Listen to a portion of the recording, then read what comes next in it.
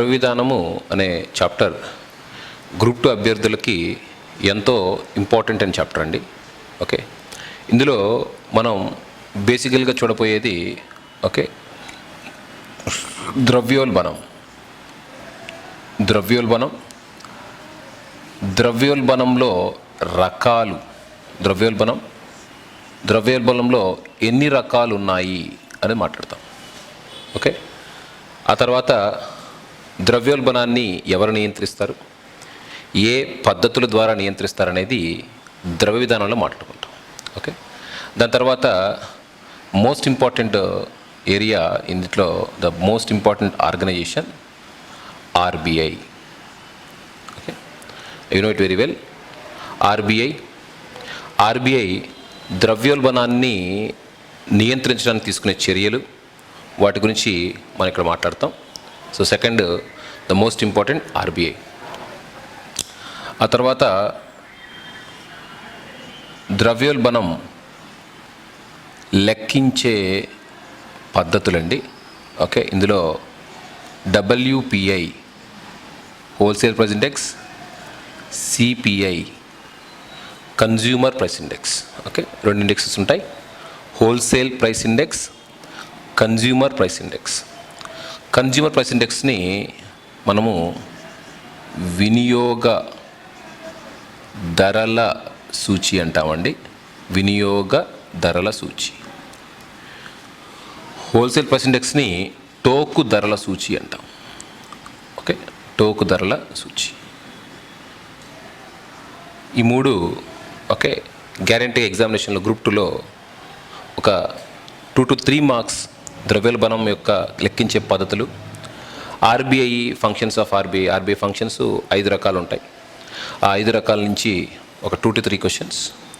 ద్రవ్యోల్బణం గురించి, దాని యొక్క టైప్స్ గురించి ఎగ్జామినేషన్లో ఒక క్వశ్చన్ వస్తుందండి. ఓకే, సో ద్రవ్య విధానం అనే చాప్టరు మన గ్రూప్ 2 సిలబస్లో one of the most important chapter. Okay, నా అసలు ఈ ద్రవ్య విధానం చాప్టర్లో మనం చూసినట్లయితే ఓకే ద్రవ్య విధానం చాప్టర్లో మనం చూసినట్లయితే the things which are very different. And before explaining the chapter, every economical concept if you need to understand, we make it simple. Okay, దాన్ని ఎప్పుడైతే సరళీకరణ చేశామో ఎక్కువ అర్థం చేసుకునే క్యాపబిలిటీ మనకు ఉంటుంది. Okay, monetary policy. ఓకే, దాన్నే తెలుగులో ద్రవ్య విధానము అని అంటారు. ఈ చాప్టర్ మనం చూసేటప్పుడు ద్రవ్య విధానం అనే చాప్టర్ ఏం చెప్తుంది, ద్రవ్య విధానం అనే చాప్టర్లో ఎగ్జామినేషన్కి ఏ ఏ అంశాలు ఇంపార్టెంట్ అంటే brief overview of the chapter మాట్లాడుతున్నాం. Brief overview of the చాప్టర్లో ఫస్ట్ మనం చూసుకోవాల్సింది ద్రవ్య విధానం చాప్టర్లో అసలు ద్రవ్యం అంటే ఏమిటి, ద్రవ్యాన్ని ఏ విధంగా గతంలో కొలిచేవాళ్ళం, ఇప్పుడు దాన్ని ఏ విధంగా కొలుస్తున్నాం అనేది మనం మాట్లాడాలంటే ద్రవ్యం యొక్క నిర్వచనం. ద్రవ్యం నిర్వచనం మరియు రకాలు. ద్రవ్యంలో రకాలు ఉంటాయి. ఓకే, ద్రవ్యం యొక్క రకాలను కూడా మనం ద్రవ్య విధానంలో మాట్లాడతాం. ఆ తర్వాత సెకండ్ మనం గమనించినట్లయితే ద్రవ్య విధానంలో మనం సెకండ్ గమనించినట్లయితే మనకి ఆర్బీఐ. ఓకే, ఎగ్జామినేషన్లో most important question number of times అడిగింది ఏంటంటే భారతదేశంలో ద్రవ్య విధానాన్ని ఎవరు నియంత్రిస్తారు అంటే ఆర్బీఐ. ఆర్బీఐ యొక్క ముఖ్య లక్ష్యం ఏమిటి అంటే ద్రవ్య విధానాన్ని ఓకే తయారు చేయటం. ఆర్బీఐ ద్రవ్య విధానాన్ని ఓకే చేసే చర్యల్లో మనకి most important guarantee question repo rate. తెలుగులో కూడా repo rate, reverse repo rate. Third CRR, నగదు నిల్వల నిష్పత్తి. నగదు నిల్వల నిష్పత్తి. ఎస్ఎల్ఆర్ చట్టబద్ధమైన నిల్వల నిష్పత్తి. చట్టబద్ధమైన నిల్వల నిష్పత్తి. అండ్ ఓపెన్ మార్కెట్ ఆపరేషన్స్, బాహ్య మార్కెట్ చర్యలు. ఓకే, ఇవన్నీ కూడా మనం ప్రతి ఒక్క దాన్ని కూడా ద్రవ్య విధానంలో ఎక్స్ప్లెయిన్ చేస్తామండి. అసలు ద్రవ్యం అంటే ఏంటి, ద్రవ్యం ఏం చెప్తుంది, ద్రవ్యం యొక్క నిర్వచనం ఏమిటి, ద్రవ్యం కొలమానాలు ఏమిటి, ఆ ద్రవ్య విధానాన్ని నియంత్రించేందుకు ఆర్బీఐ ఎటువంటి పాలసీలను తీసుకుంటుంది అనేది మనం ఈ చాప్టర్లో డిస్కస్ చేస్తున్నాం.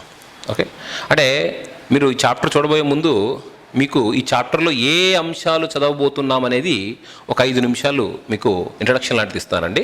సో దీని గురించి స్పెషల్గా చదువుతాం. ఆర్బీఐ ఎప్పుడు స్టార్ట్ అయింది, ఆర్బీఐ యొక్క లక్ష్యం ఏంటి, ఆర్బీఐ ఫస్ట్ గవర్నర్ ఎవరు, ఇవన్నీ కూడా మనం మాట్లాడతాం. అదేవిధంగా మానిటరీ పాలసీలో ఇంకొక మోస్ట్ ఇంపార్టెంట్ ఏంటంటే మెజర్మెంట్స్ ఆఫ్ ఇన్ఫ్లేషన్.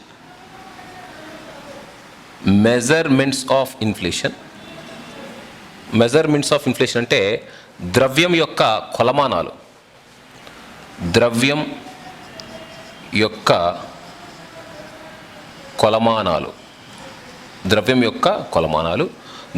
కొలమానాలు కూడా మనం ద్రవ్య విధానం అనే చాప్టర్లో చదువుతామండి. ఇవి కాకుండా బ్యాంక్స్ మరియు వాటి అనుబంధ సంస్థల గురించి మాట్లాడతాం. బ్యాంకులు మరియు అనుబంధ సంస్థల గురించి మాట్లాడతాం. ఓకే, సో ఈ మొత్తం చాప్టర్ అండి మానిటరీ పాలసీ లేదా ద్రవ్య విధానం అనే చాప్టర్ గ్రూప్స్లో 10 నుంచి 12 మార్కులు గత ప్రశ్నాపత్రాల్లో 10 నుంచి 12 మార్కులు గత ప్రశ్నాపత్రాల్లో మీకు. ఓకే, మీరు గత ప్రశ్నాపత్రాలు చూసినట్లయితే 10 మార్కుల నుంచి 12 మార్కుల వరకు ఒకటే ఒక చాప్టర్ వస్తుంది. కాబట్టి అభ్యర్థులు గమనించాల్సింది ఏంటంటే గ్రూప్ 2 లాంటి ఎగ్జామినేషన్లో ఆర్థిక వ్యవస్థ, ఎకానమీ అనేది ఒక కీలకమైనది. ఈ చాప్టర్స్లో ఒకటే సింగిల్ చాప్టర్ నుంచి 10 నుంచి 12 మార్కుల వరకు వస్తాయి. ఓకే, సో మధ్యలో గత ప్రశ్నాపత్రాలు అడిగిన క్వశ్చన్స్ ఏంటి, వాటి యొక్క ఆన్సర్స్ ఏ విధంగా చేయాలి, ఏ డైమెన్షన్స్లో ఉంటుంది అనేది ఉంటుంది. ఓకే, చూడండి, ఇది ఓవర్వ్యూ ఆఫ్ ది చాప్టర్ అండి. So now we are going to discuss the chapter in deep. Okay, we are going to discuss the chapter in deep. Okay, నా have a look of it. మీరు ఒకసారి చూడండి. ఇందులో ఫస్ట్ మనం మాట్లాడుకునేది ద్రవ్యం. ఏంటంటే ద్రవ్యం. ఓకే, సో ద్రవ్యం అనేది ఏం చెప్తుంది, లేదా ద్రవ్యం అనేది దేనికి, ద్రవ్యం అనే అంశం ఎప్పుడు ప్రవేశపెట్టబడింది, ఇవన్నీ మనం కనుక చూసినట్లయితే ద్రవ్యం అనేది మనకి నిర్వచనం, ద్రవ్యం యొక్క నిర్వచనం, ద్రవ్యం అనేది చట్టబద్ధమైనది. ద్రవ్యం అనేది చట్టబద్ధమైనది. ఇది వస్తు మార్పిడి పద్ధతిలో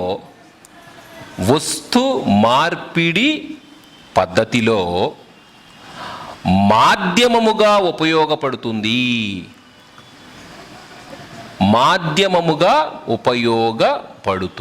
ఐఎమ్ అగైన్ రిపీటింగ్, మీరందరూ చూడాలి.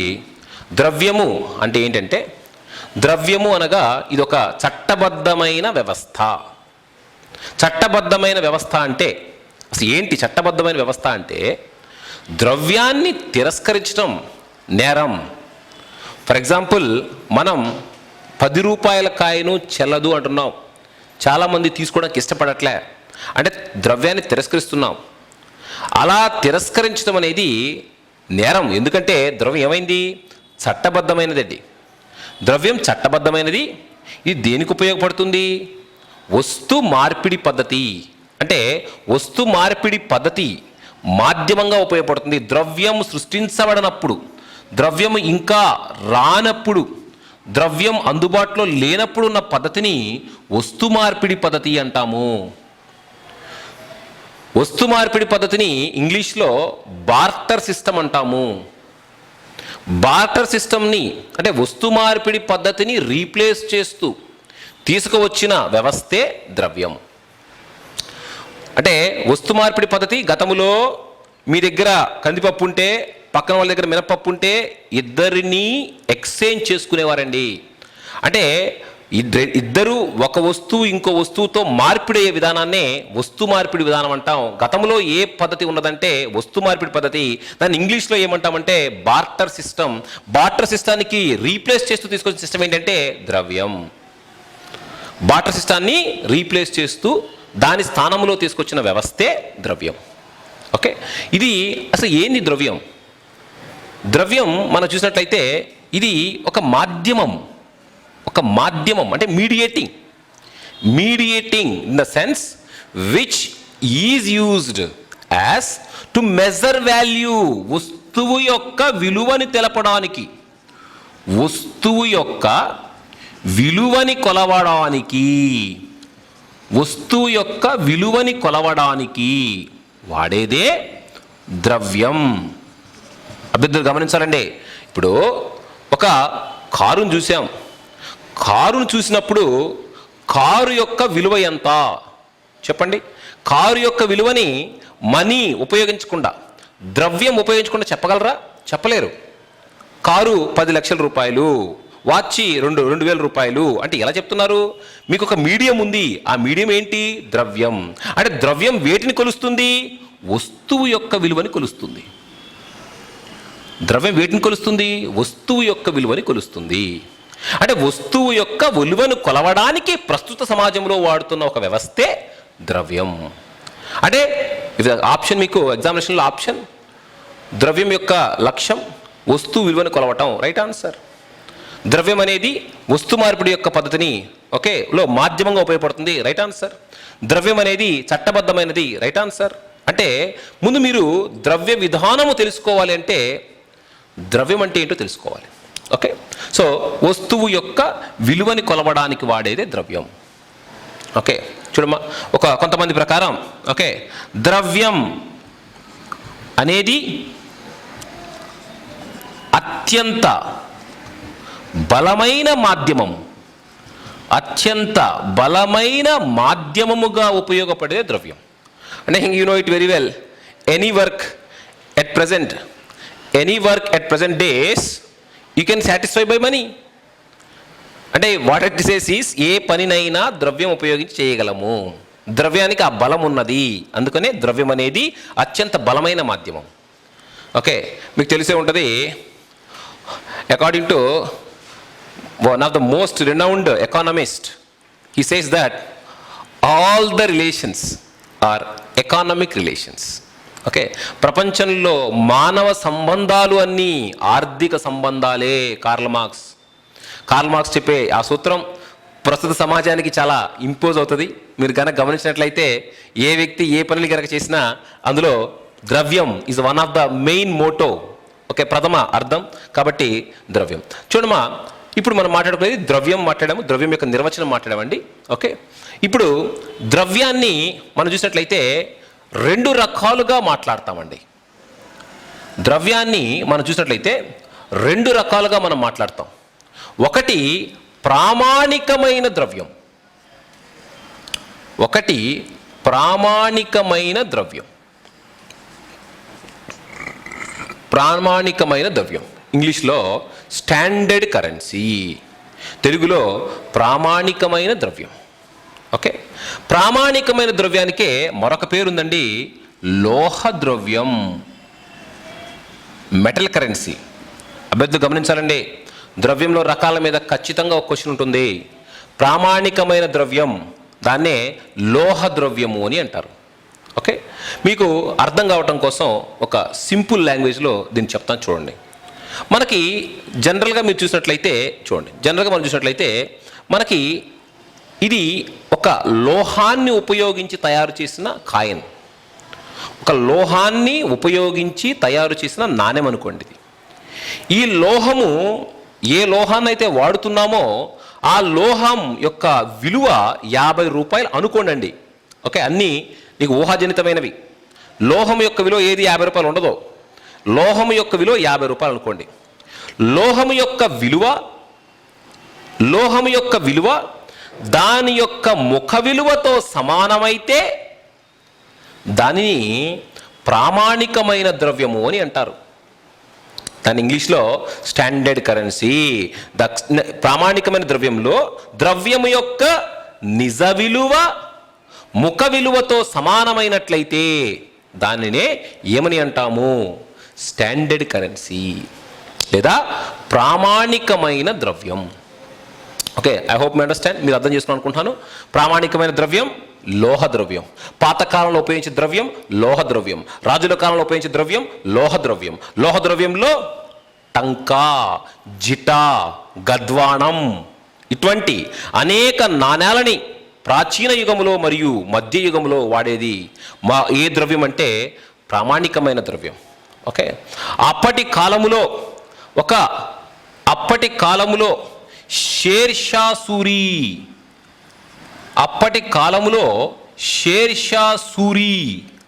One of the most important person హిస్టరీలో అత్యంత ముఖ్యమైన వ్యక్తి అయిన షేర్షా సూరి భారతదేశ ద్రవ్యానికి లేదా ఇతను నాణ్యమైన ద్రవ్యాన్ని ప్రవేశపెడతాడు. దాన్నే రూపయ్యా అనే ఆ పదం కాలక్రమేణా రూపాయి అని మారింది. అంటే ఎగ్జామినేషన్లో భారతదేశ ద్రవ్యానికి రూపాయి అని నామకరణం చేసినది ఎవరు అంటే షేర్షా సూరి అని రాయాలి. ఓకే, షేర్షా సూరి అంటే మధ్యయుగ కాలానికి చెందిన షేర్షా సూరి అప్పటి ఆర్థిక వ్యవస్థలో రూపాయి. ఎందుకంటే ఇక్కడ మీరు గమనించాలి, Shershah Suri grand trunk road అనే ఒక రహదారిని నిర్మించి విదేశాలకి వాణిజ్యాన్ని పెంపొందించిన చక్రవర్తిగా మనకి దర్శనమిచ్చేది ఎవరయ్యా అంటే షేర్షా సూరి. విదేశాలకి వాణిజ్యం మనం ఎప్పుడైతే ఎక్స్పాండ్ చేశామో మన దేశం యొక్క ద్రవ్యం పక్క దేశాలకు పరిచయం అవడం జరిగింది. అప్పటి నుంచి మన దేశం యొక్క ద్రవ్యాన్ని మరియు నాణ్యమైన ఈ యొక్క ద్రవ్యాన్ని రూపాయి అనే నామకరణ చేశాం. ఓకే, ఈ రూపాయి అనే నామకరణ కాలక్రమేణా రూపయ్యా నుంచి రూపాయిగా మారి ప్రస్తుతం మనం ఈ రూపాయి కోసమే కొట్టుకుంటున్నాం. Okay, so by that way ప్రామాణికమైన ద్రవ్యానికి ఉదాహరణ లోహద్రవ్యం. ఎదురవ్వండి, లోహద్రవ్యం అనేది మధ్యయుగ కాలంలో ఉంటుంది. మరి సెకండ్ టైప్ ఆఫ్ ద్రవ్యం ఎందుకంటే ఇక్కడ పర్పస్ ఉంది. ప్రామాణికమైన ద్రవ్యం నుంచి మనం కృత్రిమ ద్రవ్యం అంటామండి. కొన్ని బుక్కుల్లో టోకెన్ కరెన్సీ అంటాడండి. టోకెన్ ద్రవ్యము అన్నా కృత్రిమ ద్రవ్యము అన్నా ఒక్కటే. బాగా రిపీటింగ్, టోకెన్ ద్రవ్యము అన్నా కృత్రిమ ద్రవ్యము అన్నా ఒక్కటే.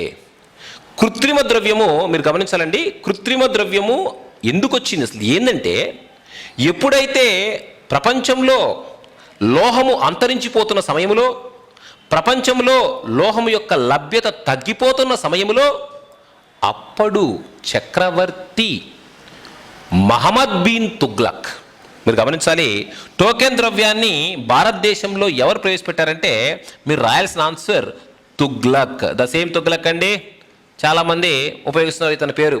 ఓకే, బాగా రాజుల్లోకెల్లా అత్యంత ఫేమస్ అయిన నెగిటివ్గా ఫేమస్ అయిన రాజు ఎవరయ్యా అంటే తుగ్లక్. ఎందుకంటే మోస్ట్ ఆఫ్ ద రిఫార్మ్స్, అనేక సంస్కరణలు ఆ రోజుల్లో చేపట్టింది తుగ్లక్.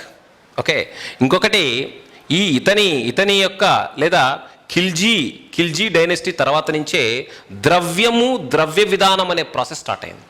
ద్రవ్య విధానం అనే ప్రాసెస్ ఖిల్జీ కాలం నుంచి స్టార్ట్ అయిందండి. అంటే మార్కెట్లో ద్రవ్యాన్ని నియంత్రించే పద్ధతి ఖిల్జీ నుంచి స్టార్ట్ అయింది. ఆ తర్వాత తుగ్లక్ భారతదేశంలో ఏ ద్రవ్యాన్ని ప్రవేశపెట్టాడు? టోకెన్ ద్రవ్యం. టోకెన్ ద్రవ్యానికి మరొక పేరేంటి? కృత్రిమ ద్రవ్యం. ఇప్పుడు చూడండి, మీరందరికీ తెలుసు మనకి ద్రవ్యాన్ని మనం చూసినట్లయితే, మనం ప్రస్తుతం వాడుతున్న నోటును చూసుకున్నట్లయితే 2000 రూపాయల నోటు మనం వాడుతున్నాం. ప్రస్తుతం 2000 రూపీస్ నోట్ మనం వాడుతున్నామండి. ఈ 2000 రూపీస్ నోటు వాడుతుంటే ఈ 2000 రూపీస్ నోటు మీరు గమనించినట్లయితే దీని యొక్క ఫేస్ వాల్యూ, దీని యొక్క మార్కెట్ వాల్యూ సమానం కాదు. అంటే ఏంటంటే 2000 రూపాయల నోటుని తయారు చేయడానికి మనకు అయ్యే ఖర్చు ₹3, యాక్చువల్లీ 3.5 రూపాయల నుంచి ₹4 ఉంటుందండి రఫ్గా. 3 to 4 రూపీస్, అంటే ₹2000 నోటుని తయారు చేయడానికి అయ్యే ఖర్చు ₹3 నుంచి ₹4. కానీ ₹2000 మార్కెట్లో ఎంతకు చెల్లుబాటు అవుతుంది అంటాడు. ఎంత చెల్లుబాటు అవుతుందండి? 2000. అంటే నిజ విలువ తక్కువ, మార్కెట్ విలువ ఎక్కువ ఉంటే దాన్ని ఏమని అంటాము? టోకెన్ ద్రవ్యం. ఓకే, నిజ విలువ తక్కువ, నిజ విలువ తక్కువ, మార్కెట్ విలువ ఎక్కువ ఉంటే అటువంటి ద్రవ్యాన్ని ఏమని అంటాము? టోకెన్ ద్రవ్యం అని అంటాం. టోకెన్ ద్రవ్యాన్ని ఎవరు ప్రవేశపెట్టారు? తుగ్లక్. ఎవరు ప్రవేశపెట్టారు? తుగ్లక్. ప్రామాణికమైన ద్రవ్యం ఏ ద్రవ్యము? లోహ ద్రవ్యం. ద్రవ్యం ఎన్ని రకాలు? 2 రకాలు. ఏమేంటివి? లోహ ద్రవ్యము మరియు కృత్రిమ ద్రవ్యం. ఇంకా ద్రవ్యం చాలా రకాలు వస్తాయండి, మనం క్లాస్ ముందుకు వెళ్ళి కొంది. ఓకే, మనకి పిలుపు ద్రవ్యం అని, ఓకే, ఆ తర్వాత ఓకే సులభ ద్రవ్యము అని, ఓకే, ఆ తర్వాత సమీప ద్రవ్యం అని వస్తుందండి. ఓకే, కాబట్టి ద్రవ్యంలో ఉన్న రకాలు, ద్రవ్యం యొక్క నిర్వచనం, వీటన్నిటి గురించి మనం మాట్లాడాం. ఓకే, ద్రవ్యంలో ఉన్న రకాలు, వాటి యొక్క నిర్వచనం, వీటన్నిటి గురించి కూడా మనం మాట్లాడాం. ఓకే, ఇప్పుడు చూడండి, మనం చూసినట్లయితే ఇప్పుడు వరకు మాట్లాడేది మనం ద్రవ్యం, ద్రవ్యం యొక్క నిర్వచనం, ద్రవ్యం యొక్క రకాలు మాట్లాడాం. ఇప్పుడు చూడమ్మా, మనం చూసినట్లయితే ద్రవ్యంలో మనం మోస్ట్ ఇంపార్టెంట్ ఎలిమెంట్, మొన్న ఎగ్జామినేషన్ 2019 గ్రూప్ 2లో అడిగిన క్వశ్చన్స్ చూడండి ఒకసారి. ఇందులో నెక్స్ట్ మనం మాట్లాడుకోపోయేది ద్రవ్య పరిమాణాలు. నెక్స్ట్ మనం మాట్లాడుకోపోయేది ద్రవ్య పరిమాణాలు లేదా ద్రవ్య కొలతలు. 2 ఒకటేనండి. ఓకే, ఇంగ్లీష్లో అయితే మనీ అగ్రిగేట్స్, తెలుగులో అయితే ద్రవ్య పరిమాణాలు లేదా ద్రవ్య కొలతలు. అదేం సార్, ద్రవ్యానికి కూడా కొలత ఉంటుందా? ద్రవ్యాన్ని కూడా మనం కొలవచ్చా అంటే ఇక్కడ మీరు గమనించాలండి. ద్రవ్య పరిమాణాలు, ద్రవ్య కొలతలు అండర్స్టాండ్ చేసుకోబోయేటప్పుడు మీకు ఒక చిన్న ఎగ్జాంపుల్ చెప్తాను చూడండి. అంటే అసలు ఎందుకు ఈ ద్రవ్య విధానం, ఈ ద్రవ్య విధానం ఏం తెలియచేస్తుంది, ఈ ద్రవ్య విధానాన్ని ఎందుకు నియంత్రించాలి అనేది చూడండి ఒకసారి, ఇంట్రెస్టింగ్ ఉంటుంది. ఇక్కడ మనం గమనించినట్లయితే ద్రవ్య పరిమాణాలు కొలతల్లో మనకు ఒకటి చూడండి, ద్రవ్యం ఎక్కువైన సమస్యే, ద్రవ్యం తక్కువైన సమస్యే, ద్రవ్యం ఎక్కువ కాకుండా తక్కువ కాకుండా వ్యవస్థలో చూసేదే ద్రవ్య విధానం. ఓకే, ఇన్ సింపుల్ లాంగ్వేజ్, మీకు అర్థమయ్యే లాంగ్వేజ్. ఓకే, చూడండి, ఇప్పుడు నా have a look of it. మీకు అర్థం కావటం కోసం ఎకానమీని, ఆర్థిక వ్యవస్థని సింప్లిఫై చేసి చదవండి, మీకు ఎటువంటి ఇబ్బంది రాదు. అలా కాకుండా బుక్లో ఉన్న లైన్లు యాజ్ టీజ్గా మీరు చదివినట్లయితే గంట సేపు కూడా మీరు ఎకానమీని చదవలేరు. Okay, always remember anything, it's not X or Y or Z, ఏ సబ్జెక్ట్ అయినా సింప్లిఫై చేసి చదువుకోండి. ఓకే, నా have a look of it. ఇప్పుడు మీ అందరికి అర్థం కావటం కోసం ఒక చిన్న ఎగ్జాంపుల్ తీసుకున్నా చూడండి. ఇది ఒక చిన్న గ్రామం అనుకోండి, విలేజ్ గ్రామం అనుకోండి. ఈ గ్రామంలో ప్రజల సంఖ్య 100 మంది జనాభా ఉన్నారండి ఈ గ్రామంలో. 100 మంది జనాభా ఉన్నారు ఈ గ్రామంలో. ఓకే, ఇది ఒక గ్రామం, ఈ గ్రామంలో 100 మంది జనాభా ఉన్నారు. ఈ గ్రామానికి మొత్తానికి కూడా ఒక బేకరీ ఉందండి. ఈ గ్రామానికి మొత్తానికి కూడా ఒక బేకరీ ఉంది. ఓకే, ఈ బేకరీ నుంచి ప్రొడక్షన్ జరుగుతుందండి, కేక్ యొక్క ప్రొడక్షన్. ఈ 100 మంది ఈ యొక్క కేక్ను తిని there need will be fulfilled. Okay, అంటే మొత్తం వ్యక్తులు ఎంతమంది అండి? 100 మంది. 100 మంది ఆ విలేజ్లో ఏ బేకరీ? ఈ బేకరీలో చేస్తున్నారు.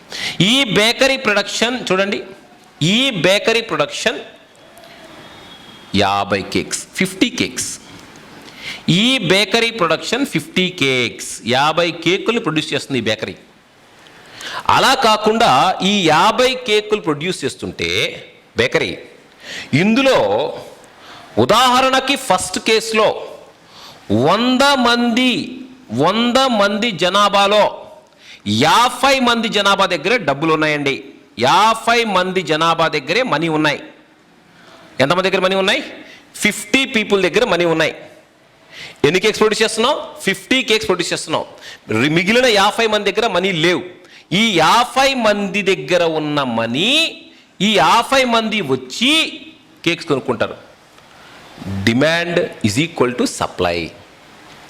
డిమాండ్ సప్లైతో సమానమైతే ఏ ఇబ్బంది ఉండదు. అలా కాకుండా ఉదాహరణకి 100కి 100 మంది దగ్గర గనక డబ్బులు ఉన్నట్లయితే 100కి 100 పీపుల్ దగ్గర మనీ ఉన్నట్లయితే ఆ కేసులో ఆల్ ద 100 పీపుల్ అంటే మొత్తం 100 మంది 50 కేకుల కోసం పోరాట పడతారు. ఎప్పుడైతే ఎక్కువ జనాభా దగ్గర డబ్బులు ఉండి తక్కువ ఉత్పత్తి గనక ఉన్నట్లయితే ఆ తక్కువ ఉత్పత్తిని ఎక్కువ మంది డిమాండ్ చేస్తున్నప్పుడు వచ్చేదే ద్రవ్యోల్బణం. చెప్పండి ఏంటది? ద్రవ్యోల్బణం. I hope you got it. Okay, చాలా ఇంపార్టెంట్. ఈ చాప్టర్ మొత్తం మీద ఈ పదమే కీలకం. ఈ పదము చుట్టే చాప్టర్ మొత్తం తిరుగుతుంటుంది. ద్రవ్యోల్బణం అనేది నువ్వు పూర్తి స్థాయిలో అండర్స్టాండ్ చేసుకోవడానికే నీకు ఎగ్జాంప్లిఫై చేసి చెప్పాను నేను. ఓకే, ఎప్పుడైతే 100కి 100 మంది దగ్గర డబ్బులుండి 50 కేక్సే ప్రొడక్షన్ చేసినప్పుడు సప్లై తక్కువ ఉంది, దాన్ని డిమాండ్ చేసేవాళ్ళు ఎక్కువ ఉన్నారు. సప్లై తక్కువ ఉండి డిమాండ్ చేసేవాళ్ళు ఎక్కువ ఉన్నప్పుడు అంటే 50 కేక్స్ కోసం 100 మంది పోటీ పడుతున్నప్పుడు ధర పెరుగుతుంది. ఆ పెరుగుతున్న ధరనే ఏమని అంటాము? ద్రవ్యోల్బణం అని అంటాము. ద్రవ్యోల్బణము అనగా వస్తువుల యొక్క ధరలు తక్కువ సమయములో పెరుగుతూ పోవటాన్ని ఏమని అంటాము అంటాడు ఎగ్జామినేషన్ హాల్లో. ద్రవ్యోల్బణం. ద్రవ్యోల్బణం అండ్ ద్రవ్యోల్బణాన్ని నియంత్రించడానికి ఏర్పాటు చేసిన సంస్థ ఏమిటి? ఆర్బిఐ. మా ఎగ్జామినేషన్లో ఆర్బిఐ యొక్క ముఖ్య విధి ఏమిటి అంటే నువ్వేం రాయాలి? ద్రవ్యోల్బణాన్ని నియంత్రించడం. ద్రవ్యోల్బణం అంటే ఏమిటి అంటే వస్తువుల యొక్క ధరలు తక్కువ సమయంలో పెరుగుతూ పోవటాన్ని ద్రవ్యోల్బణము అని అంటారు. ఓకే, ఆ ద్రవ్యోల్బణం నియంత్రించేది ఎవరు అంటే ఆర్బిఐ. నియంత్రించే పద్ధతి ఏమిటి అంటే ద్రవ్య విధానము. మన చాప్టర్ నేమ్ అంటే whole story is nothing but ద్రవ్యోల్బణాన్ని ఆర్బిఐ ఏ విధంగా నియంత్రిస్తుందని చెప్పేదే ద్రవ్య విధానం. ఓకే, ఇప్పుడు చూడండి, ఇప్పుడు 100 చూడమ్మా, ఇప్పుడు ద్రవ్యోల్బణం అంటే చెప్పాను మీకు. ద్రవ్యోల్బణం అంటే చెప్పాను వస్తువుల యొక్క ధరలు తక్కువ సమయంలో పెరుగుతూ ఉండడాన్నే ద్రవ్యోల్బణం అని అంటారు. ఓకే, ద్రవ్యోల్బణం అని అంటారు. ఓకే, ఇప్పుడు చూడమ్మా, ఇప్పుడు ద్రవ్యోల్బణం ఎందుకు వచ్చింది? ధరలు ఎందుకు పెరిగినాయి? ధరలు ఎందుకు పెరిగినాయి అంటే ద్రవ్య సప్లై పెరిగింది. ద్రవ్య సప్లై పెరిగితే ఆ ద్రవ్య సప్లై పెరగటం వల్ల అంత స్థాయి ఉత్పత్తి లేకపోవటం వల్ల వచ్చేదే ద్రవ్యోల్బణం. దాన్ని ఇంగ్లీష్లో ఇన్ఫ్లేషన్ అంటామండి. ఇంగ్లీష్లో కూడా తెలుసుకోవాలి మీరు. ఓకే, ఇన్ అంటే ఇంక్రీజ్, ఫ్లేషన్ అంటే ప్రైసెస్, ఇంక్రీజింగ్ ప్రైసెస్. ఓకే, ద్రవ్య సప్లై పెరగటం వల్ల ఆర్థిక వ్యవస్థలో ఏర్పడే పరిణామము ఏమిటి అంటే ద్రవ్యోల్బణం. ఓకే, అంటే ఖచ్చితంగా ద్రవ్య సప్లై పెరిగితే ద్రవ్యోల్బణం పెరుగుతుందంటే కాదు. ఎందుకంటే ద్రవ్య సప్లైకి తగ్గట్టుగా వస్తువుల ఉత్పత్తి కూడా పెరిగితే దేర్ ఇస్ నో ఇష్యూ. కానీ ద్రవ్య సప్లై పెరిగి వస్తువుల ఉత్పత్తి పెరగకపోతే ఏర్పడే సిచ్యువేషనే ఇన్ఫ్లేషన్. ఇన్ఫ్లేషన్ తెలుగులో ద్రవ్యోల్బణము అని అంటాం. ఇన్ఫ్లేషన్ తెలుగులో ఏమంటామండి? ద్రవ్యోల్బణము అని అంటాం. Okay, hope you got understand. ఈ పాయింట్ చాలా చాలా కీలకం అండి, అందుకనే కొంచెం నెంబర్ ఆఫ్ టైమ్స్ ఎక్స్ప్లెయిన్ చేస్తూ చెప్తున్నాను. తర్వాత చూడండి, ఇప్పుడు మీరు కరెక్ట్గా చూడండి, మనం మాట్లాడుకునే అంశం పేరు ద్రవ్య పరిమాణాలు. ఓకే, మన ఆటగా అంశం పేరు ద్రవ్య కొలతలు. ఓకే, ఇప్పుడు మనం చూసినట్లయితే మీకు అర్థం కావటం కోసం చెప్తున్నా చూడండి. మనకి ఒక ఈ 50 lakh రూపీస్ మనకి లభించినాయండి. విభిన్న ఏదన్నా 50 lakhs రూపీస్ మనకి ఏదన్నా మనీ వచ్చింది. అప్పుడు మనం ఆ ద్రవ్యాన్ని ఏం చేస్తాం చెప్పండి? ద్రవ్యాన్ని మనకు రెండు రకాలుగా ఉపయోగపడతాయి. ద్రవ్యం అంటే ఇన్ ద సెన్స్ మనీ, గురించి మనీ అనే వాడతాను చూడండి. మనీ అనేది రెండు రకాలుగా ఉపయోగపడుతుంది. ఒకటి, మనీ అనేది ఖర్చు పెట్టుకోవడానికి, మనీ అనేది నిత్యావసరాలని సమకూర్చుకోవడానికి, మనీ అనేది రెంట్ కానీ ఇతరత్ర అంశాలను కానీ పే చేయడానికి మనీ ఉపయోగపడుతుంది. అంటే ఖర్చు చేసుకోవడానికి మనీ ఉపయోగపడుతుంది. రెండోది, దాచిపెట్టుకొని కోట్లు కూడగట్టి నెక్స్ట్ జనరేషన్కి కూడా భద్రత కల్పించడానికి కూడా మనీ ఉపయోగపడుతుంది. అంటే మనీ రెండు రకాలుగా ఉపయోగపడుతుంది. ఒకటి సేవింగ్, ఆర్ ఒకటి స్పెండింగ్. స్పెండింగ్ అంటే ఏంటి? ఖర్చు చేయుట కొరకు, నిత్యావసరాలు తీర్చుకున్నట కొరకు, లేదా ఇతరత్ర అంశాలని మనం పొందుట కొరకు.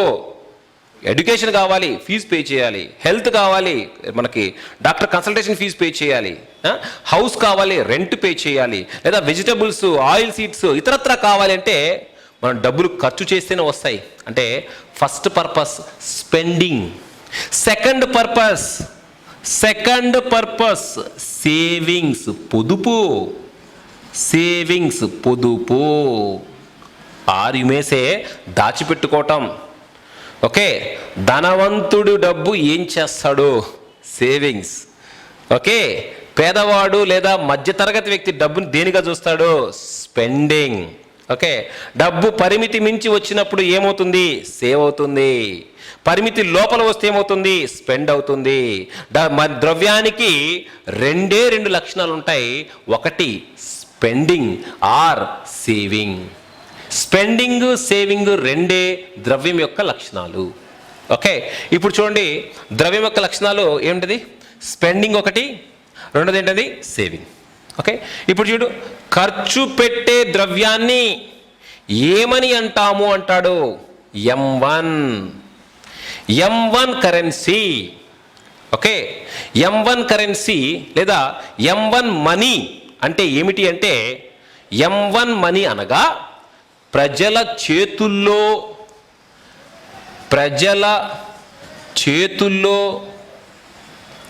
ద్రవ్య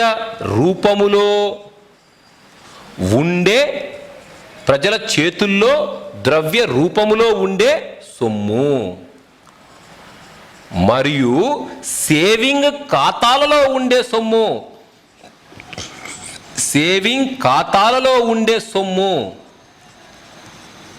మరియు deposits, RBI deposits by employers. Sorry, ఒక్క నిమిషం ఆగండి, చేస్తాను నేను. Deposits of RBI employers. Deposits of RBI employers.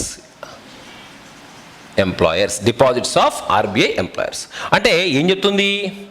M1 currency అనగా ప్రజల చేతుల్లో ద్రవ్య రూపములో ఉండే ద్రవ్యం, ప్లస్ సేవింగ్ ఖాతాలలో ఉండే సొమ్ము, plus depositors of RBI employers. RBI employers యొక్క డిపాజిట్స్ కూడా దేంట్లో ఉంచబడతాయి? M1 కరెన్సీలో ఉంచబడతాయి.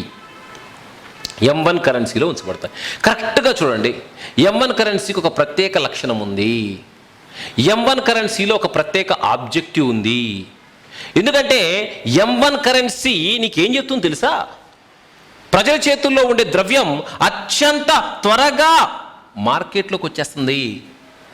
ఖర్చు పెట్టడానికి లేదా ప్రసార వేగం ద్రవ్యము. ఫర్ ఎగ్జాంపుల్, మీరు ఒక షాప్కి వెళ్ళారు, షాప్కి వెళ్ళి కొన్ని వస్తువులు కొనుక్కున్నారు. కొన్ని వస్తువులు కొనుక్కుంటే ఫస్ట్ మీరు ఇంపార్టెన్స్ ఏం చేస్తారు? ప్రజల చేతుల్లో ఉండే ద్రవ్యం ఖర్చు పెడతారు. అంటే మన జోబులో ఉండే ద్రవ్యం ఖర్చు పెడతారు. దానికి తర్వాత లేదా ప్రజల చేతుల్లో ద్రవ్యముతో పాటుగా సేవింగ్ ఖాతాలలో ఉండే సొమ్ము, ATM కార్డు పెట్టుకుని తెచ్చుకుంటాం చూడండి, ఆ సేవింగ్ ఖాతాలలో ఉండే సొమ్ము తీసుకొచ్చుకుంటాం. తర్వాత ఏంటిది? Employer deposit. అంటే ఇన్ఫ్యాక్ట్ ఇట్స్ ఏ చాలా తక్కువ ప్రపోర్షన్ ఉంటుంది ఇది. ఓకే, కాబట్టి దీన్ని ఇగ్నోర్ చేయొచ్చు నువ్వు. బట్ ప్రజల చేతుల్లో ద్రవ్య రూపంలో ఉండే సొమ్ము ప్లస్ సేవింగ్ ఖాతాలో ఉండే సొమ్ము ఏ ద్రవ్యము అంటాడు. ఏ ద్రవ్యం? M1 ద్రవ్యం. ఏ ద్రవ్యం? M1 ద్రవ్యం.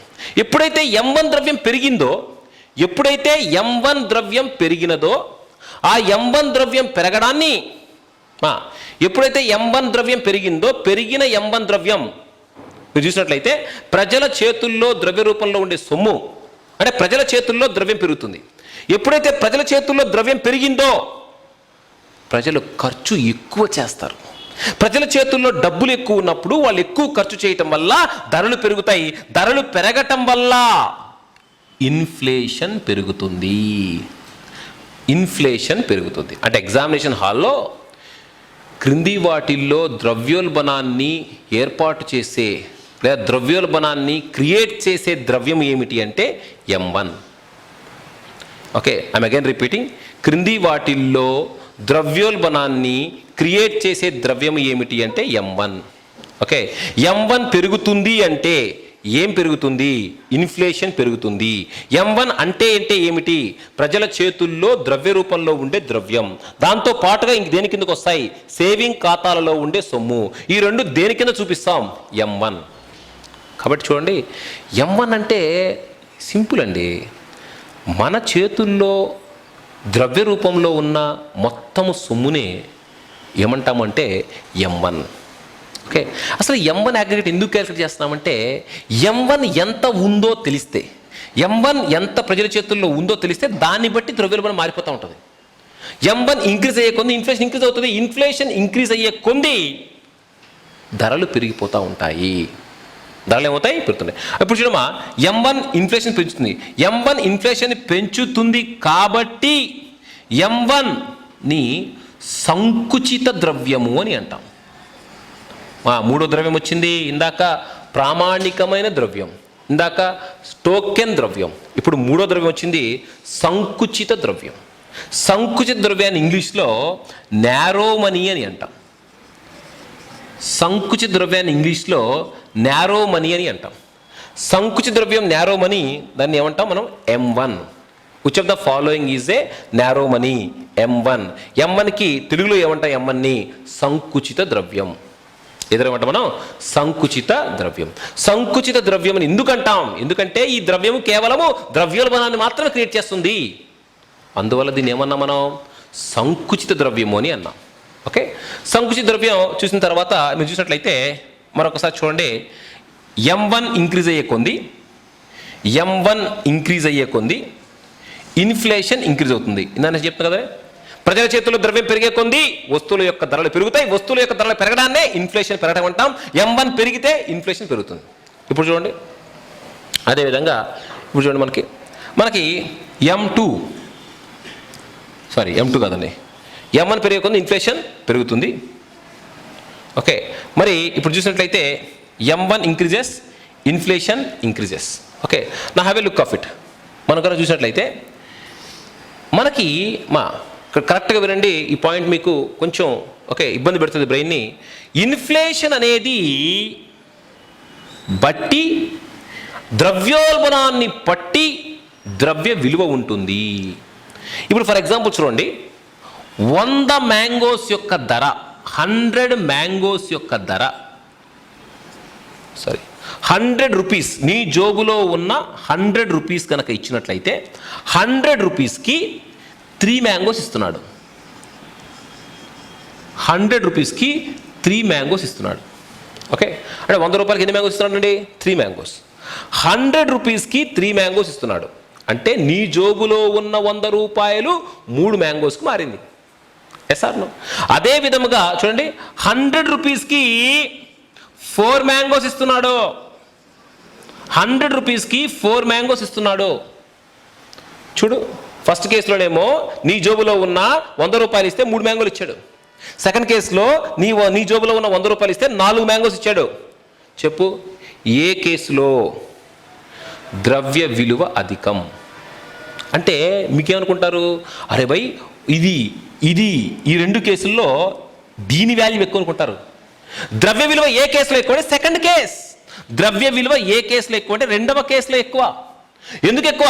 నీ జోబులో ఉన్న 100 రూపాయలకి 4 మ్యాంగోస్ వస్తున్నాయి. 1 యూనిట్ ఆఫ్ కరెన్సీ. 1 యూనిట్ ద్రవ్యానికి ఎక్కువ వస్తువులు గనక వస్తే ద్రవ్య విలువ ఎక్కువ. 1 యూనిట్ ద్రవ్యానికి తక్కువ వస్తువులు వస్తే ద్రవ్య విలువ తక్కువ. ద్రవ్య విలువ అనగా 1 యూనిట్ ద్రవ్యానికి ఎన్ని విలువన్న వస్తువులు పొందగలవో దాన్నే ద్రవ్య విలువ అని అంటాం. ద్రవ్య విలువ దేంట్లో ఎక్కువ? 100 రూపాయలకి 4 మ్యాంగోస్ వస్తే నీ జోబులో ఉన్న 100 రూపాయలకి ఎక్కువ వస్తువులు వచ్చినాయి అంటే ద్రవ్య విలువ రెండో కేసులో ఎక్కువ. ఇప్పుడు చూడు, ఎప్పుడైతే ప్రజలందరి దగ్గర డబ్బులు వచ్చినాయో, ఎప్పుడైతే ప్రజలందరి దగ్గర డబ్బులు వచ్చినప్పుడు వస్తువుల యొక్క ధరలు పెరుగుతాయి. దాన్నే ద్రవ్యోల్బణం అంటాం. వస్తువుల యొక్క ధరలు పెరిగితే 1 యూనిట్ ఆఫ్ కరెన్సీకి తక్కువ వస్తువులు వస్తాయి. 1 యూనిట్ ఆఫ్ వస్తువు తక్కువ వస్తువులే కాబట్టి inflation increases, money value decreases. ద్రవ్య విలువ తగ్గుతుంది. ద్రవ్య విలువ తగ్గుతుంది. ద్రవ్య విలువ అనగా 1 యూనిట్ ఆఫ్ కరెన్సీకి ఎన్ని విలువన్న వస్తువులు అయితే పొందగలమో దానినే మనం ఏమని అంటాము? వాల్యూ ఆఫ్ మనీ అని ఇంగ్లీష్లో అంటాం. ద్రవ్య విలువ అని తెలుగులో అంటాం. ద్రవ్య విలువ దేన్ని తెలియజేస్తుంది? ప్రస్తుతం మార్కెట్లో ఉన్న ద్రవ్యం ఎంత విలువను కలిగి ఉందని చెప్పేదే ద్రవ్య విలువ. ద్రవ్య విలువ ఎప్పుడు ఇన్ఫ్లేషన్ పెరిగితే ద్రవ్య విలువ తగ్గుతుంది. సార్ ఇదంతా కొంచెం కష్టంగా ఉంది సార్, ఏదన్నా సింపుల్గా చెప్పండి. ఓకే, ఏదన్నా కొంచెం ఈజీగా ఎగ్జామినేషన్లో గుర్తుని చెప్పండి అంటే ఏం లేదండి. ఇన్ఫ్లేషన్, ఐ అంటే ఇన్ఫ్లేషన్ అండి, indirectly proportional to money value.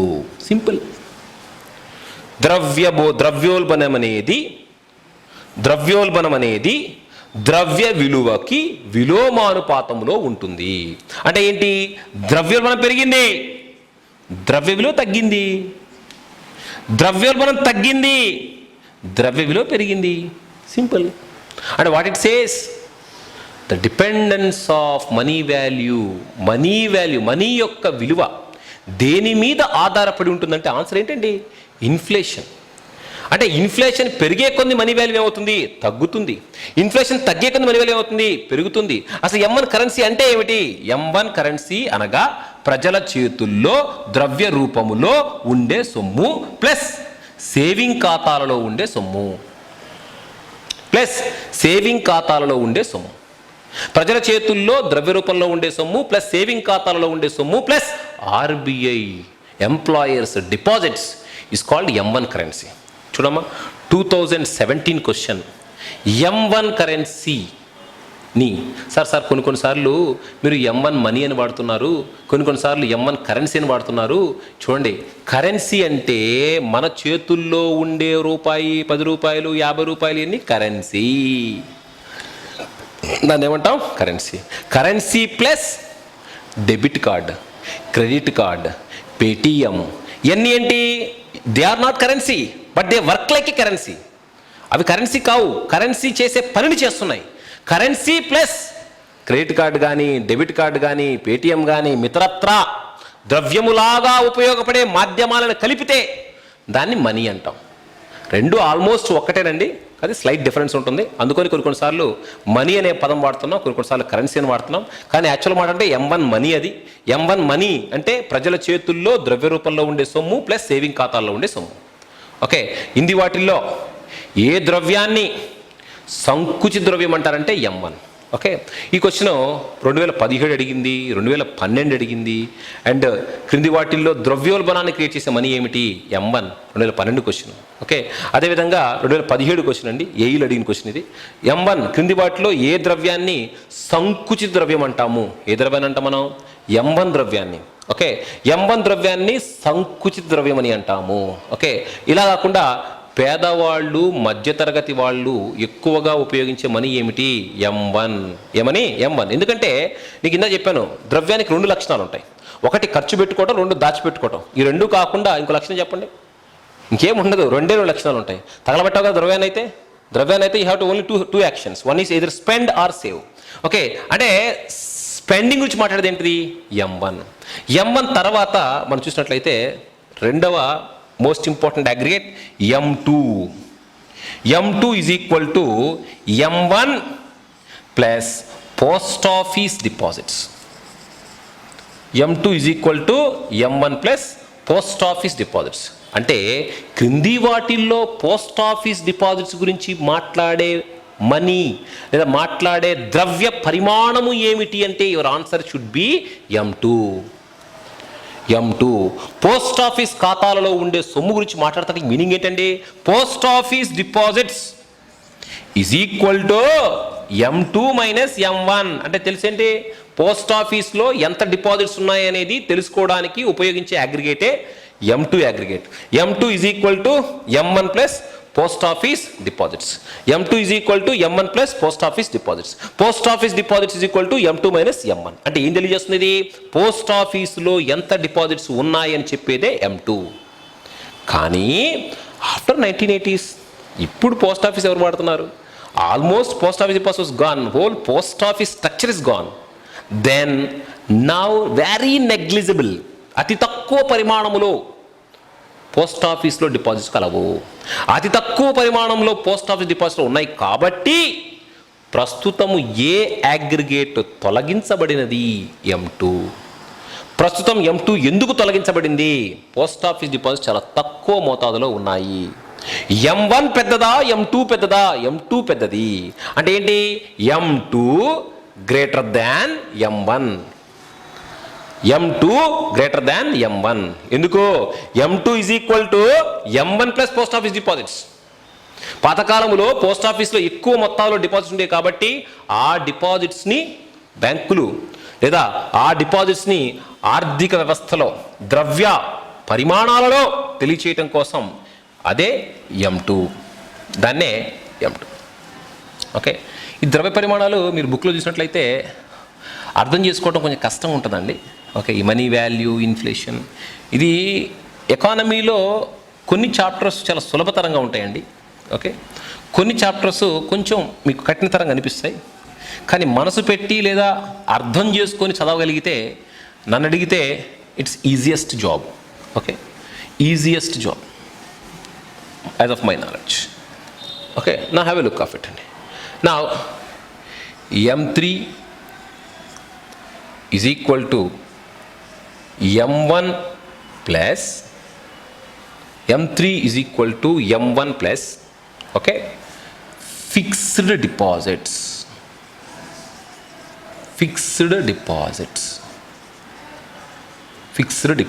M3 is equal to M1 plus fixed deposits. చూడబ్బా, ఫిక్స్డ్ డిపాజిట్స్ అన్నా స్థిర ఖాతాలలో ఉండే సొమ్ము. తెలుగులో స్థిర ఖాతాలలో ఉండే సొమ్ము. ఓకే, దానికి బుక్స్లో ఓడి సిడి అని ఇస్తారండి, అవన్నీ వద్దు. Simple language. స్థిర ఖాతాలలో ఉండే సొమ్ము అంటే 1,00,000 రూపాయలు బ్యాంకులో వేసి సంవత్సరం తర్వాత తీసుకుంటాము, 2 సంవత్సరాల తర్వాత తీసుకుంటాము, 5 సంవత్సరాల తర్వాత తీసుకుంటామని బ్యాంకులో డిపాజిట్ చేసి పత్రాన్ని ఇస్తాడు, ఒక డాక్యుమెంట్ ఇస్తాడు. అంటే ఇన్ఫ్యాక్ట్ దాన్ని మనం ఫిక్స్డ్ డిపాజిట్ అంటాం. ఫిక్స్డ్ డిపాజిట్లో ఏముంటుంది? స్థిర ఖాతాలలో ఉండే సొమ్ము. స్థిర ఖాతాలలో ఉండే సొమ్ము దేని తెలియజేస్తుంది? M3. స్థిర ఖాతాలలో ఉండే సొమ్మునే మా టర్మ్ డిపాజిట్స్ అంటామండి. టర్మ్ డిపాజిట్స్ అన్న ఒక్కటే గమనించాలి అభ్యర్థిలో. టర్మ్ డిపాజిట్ అంటే కాల పరిమితి కలిగిన డిపాజిట్లు, కాల పరిమితి కలిగిన deposits.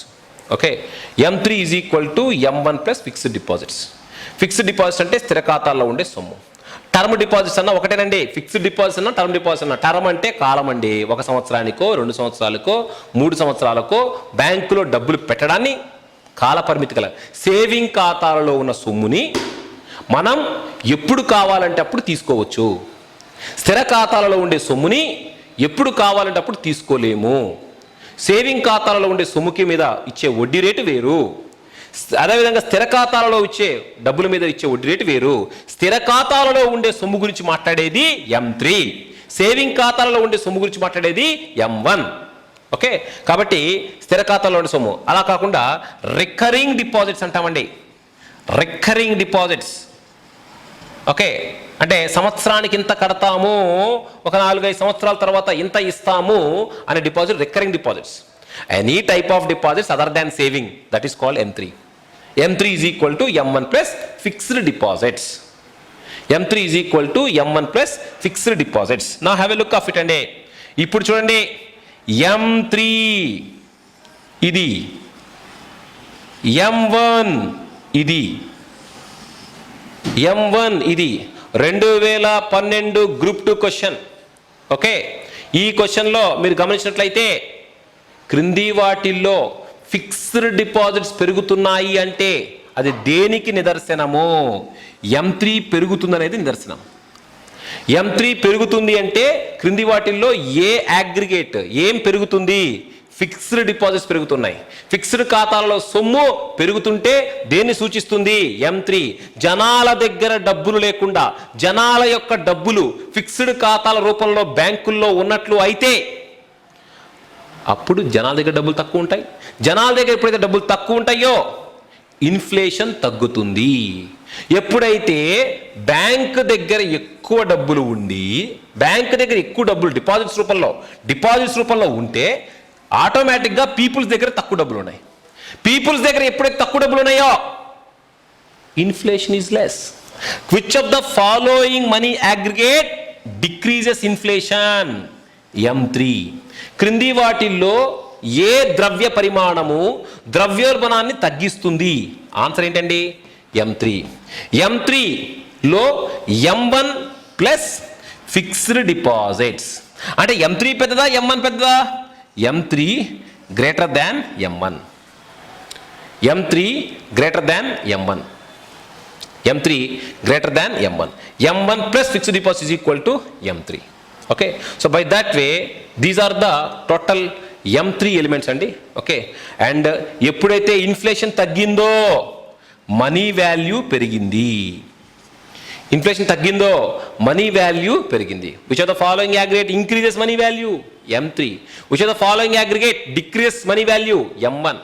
Okay, and M3 it is creating fixed deposits, more and more fixed deposits. That's why M3 is called broad money. తెలుగులో విశాల ద్రవ్యము. 4 వచ్చినాయి చూడండి. విశాల ద్రవ్యం అనగానేమి? విశాల ద్రవ్యం అనగా that money which is in broad nature. బ్యాంకుల దగ్గరకు వచ్చిన మనీ లోన్లుగా ఇవ్వబడుతుంది. లోన్లుగా ఇవ్వటం వల్ల ఇన్వెస్ట్మెంట్ వస్తుంది. ఇన్వెస్ట్మెంట్ రావటం వల్ల ఉద్యోగాలు వస్తాయి. ఉద్యోగాలు రావటం వల్ల పేదరికం తగ్గుతుంది. అంటే బాగా లార్జ్ బ్రాడ్ స్కేల్లో పనిచేసే మనీ ఏమిటి అంటే M3. M3కి మరొక పేరు ఏమిటి అంటే విశాల ద్రవ్యము. విశాల ద్రవ్యంలో ఏమేమి భాగం అంటే M1 plus fixed deposits. M1 plus fixed డిపాజిట్స్లో ఫిక్స్డ్ డిపాజిట్ పెరుగుతున్నాయంటే దేనికి నిదర్శనం అంటే M3. M3 పెరుగుతుంటే ఇన్ఫ్లేషన్ తగ్గుతుంది. ఇన్ఫ్లేషన్ తగ్గితే మనీ వాల్యూ పెరుగుతుంది. ఆ అగ్రిగేటే M3 అగ్రిగేట్. ఓకే, ఆ తర్వాత మీరు చూసినట్లయితే లాస్ట్ అగ్రిగేట్ అండి M4. M4 is equal to M3 plus post office deposits. Okay, post office ఖాతాలలో ఉండే సొమ్ము plus M3 is called M4. Okay, M4 మనకి ఏం తెలియజేస్తుంది? M4 అనేది M3 మరియు పోస్ట్ ఆఫీస్ డిపాజిట్ తెలియజేస్తుంది. M3 plus post office deposit తెలియజేస్తుంది. ఎవరు తెలియజేస్తున్నారు? M4 తెలియజేస్తుంది. అంటే మళ్ళీ సేమ్ డైలాగ్ అండి. పోస్ట్ ఆఫీసుల్లో ఉండే డిపాజిట్లు చాలా తక్కువ కాబట్టి, పోస్ట్ ఆఫీస్లో ప్రజెంట్ డబ్బులు ఎవరు ఇన్వెస్ట్ చేయట్లేదు కాబట్టి క్రింది వాటిల్లో తొలగించిన అగ్రిగేట్ ఏమిటి? M4. మొత్తము ద్రవ్య పరిమాణాలు 4: M1, M2, M3, M4. Okay, మొత్తము ద్రవ్య పరిమాణాలు 4. మా లాస్ట్ టైం ఒకసారి నీట్గా రాస్తాను చూడండి. ఓకే, అభ్యర్థులు ఒకసారి నీట్గా బోర్డు మీద ఒక చూసినట్లయితే ఇక ఈ ఏరియాలో నేను బలంగా చెప్పగలుగుతున్నాను, మీకు ఇంకా ఎప్పటికీ కూడా క్వశ్చన్ చేజారిపోయే అవకాశం ఉండదండి. ఓకే, మొన్న 2019లో ఈ అంశాల మీద ఒక క్వశ్చన్ ఇస్తాడండి. ఓకే, 2019లో ఏమి క్వశ్చన్ ఇచ్చాడో కూడా చెప్తాను చూడండి. M1 is equal to okay ప్రజల చేతుల్లో ఉండే ద్రవ్యము ప్లస్ సేవింగ్ ఖాతాల్లో ఉండే సొమ్ము ఉండే సొమ్ము. అదేవిధంగా M2 ఈజ్ ఈక్వల్ టు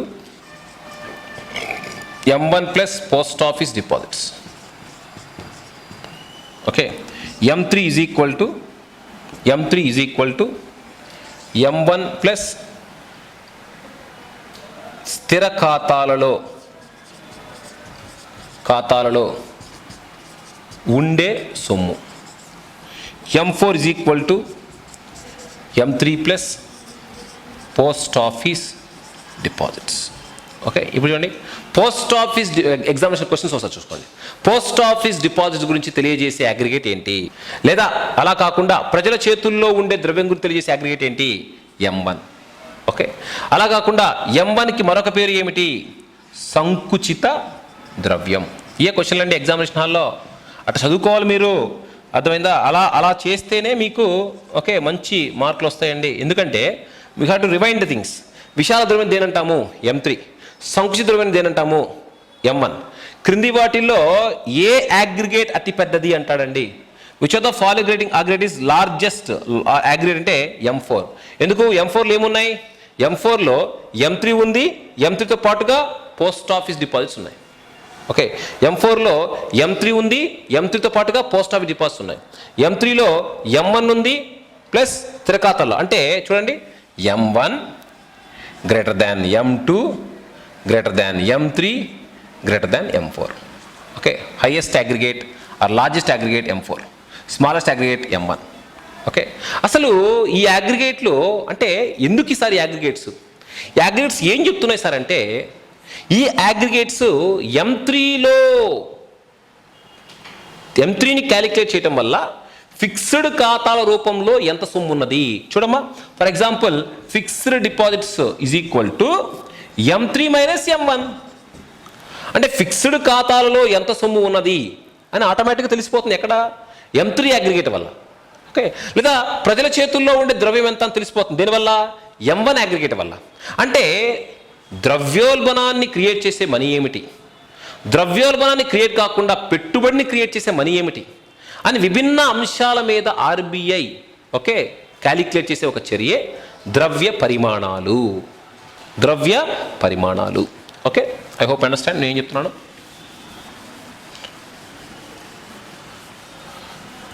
ద్రవ్య పరిమాణాలు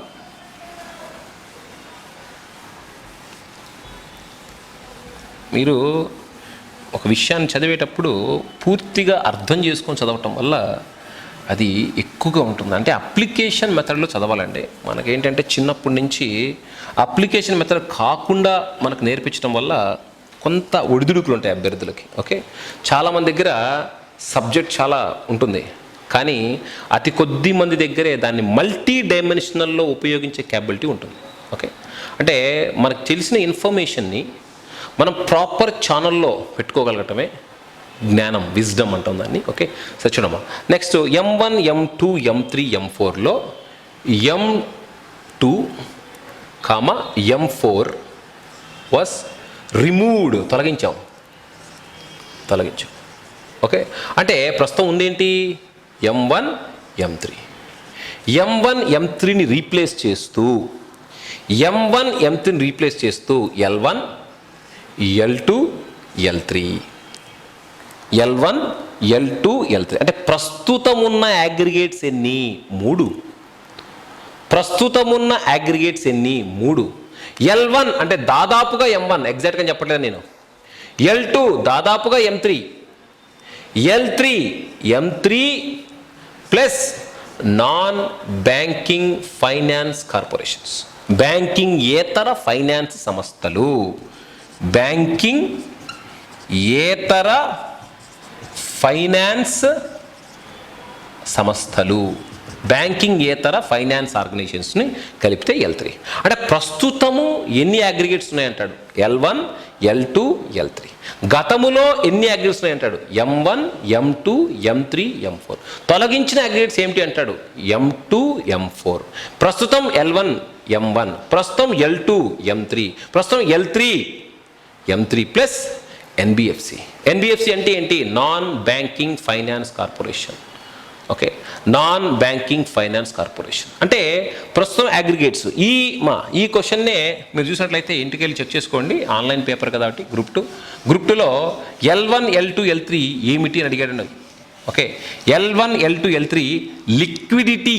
L అంటే లిక్విడిటీ, M అంటే మనీ. ఓకే, లిక్విడిటీ అగ్రిగేట్స్ గురించి తెలియజెప్పేదే ఏమిటంటే మనకి L1 L2 L3. ప్రస్తుతం ఎన్ని అగ్రిగేట్స్ ఉన్నాయి? 3 అగ్రిగేట్స్ ఉన్నాయి, L1 L2 L3. ఇప్పటి వరకు దేని గురించి మాట్లాడాం? ద్రవ్యాన్ని కొలిచామండి, ద్రవ్యాన్ని పరిమాణించాం. దాన్ని ఇంగ్లీష్లో మనీ అగ్రిగేట్స్ అని అంటాం. దాన్ని ఇంగ్లీష్లో ఏమంటాం? మనీ అగ్రిగేట్స్ అని అంటాం.